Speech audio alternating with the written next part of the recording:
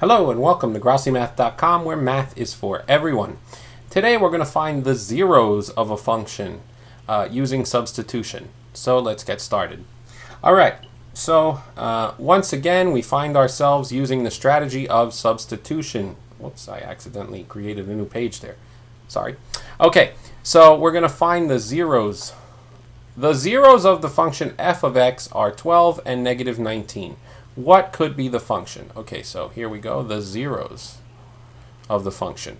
I've said this in previous videos, but you might not have watched them, so I'm going to put it here again, that the word zero also means roots, solutions,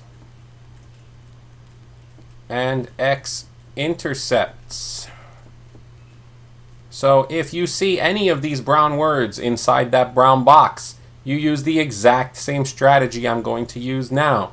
They mean the same thing. Okay, the zeros of the function f of x are 12 and negative 19. What could be the function? Okay, so we're going to do substitution. That's one of our old and great strategies. And the way we know a zero is a zero basically means that when I put in the number 12 or when I put in the number 19, they will cause the answer to this algebra to become 0. Okay? This is really, really simple because here I see some algebra and some algebra multiplying. But if these were just two numbers multiplying, if one of them was 0, the other number doesn't really matter. 0 times anything would make my final answer turn into a 0. And so that's what I can abuse here to find my zeros. I need to find a factor, and these little parenthesis pieces are called factors, where I can substitute a number and it'll make me have the number 0. So here if I put 12, for example, if I take out this x and I make it be 12, well, that would basically 12 minus 12 would turn into 0, and 0 times this, whatever it is, would make 0. You see?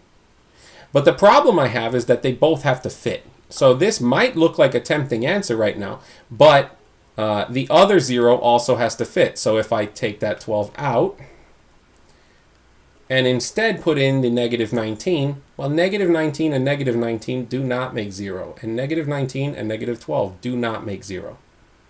So the shortcut here is to basically look at these and say, inside the factors must be the exact opposite number, because that would make it be a 0.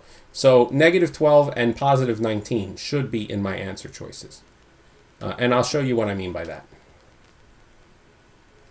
Right here inside negative 12 and positive 19, I see the combination I was just talking about a second ago. Right here. And there I see that if I put in the number 12 instead of that x, I would get 0. And 0 times something will make me have a 0. So the first number is a match. So that's why I was looking for negative 12, because when I combine those, I get my 0. You see? And now, what will I do? I'm going to put my x back so you can see clearly what I'm doing. I'll put in my negative 19. Well, negative 19 plus 19 would also make a 0. And 0 times another number is going to be 0. So the second number also matches. So you see, that's why I was looking for positive 19, because I knew that when they combined, they would make 0. So answer C is my correct answer. I found a spot where I could put a 12 here and it would make 0, and I could put negative 19 here and it would make 0, and those little zeros are super happy because they are the solutions, the zeros, the answer to this fun question.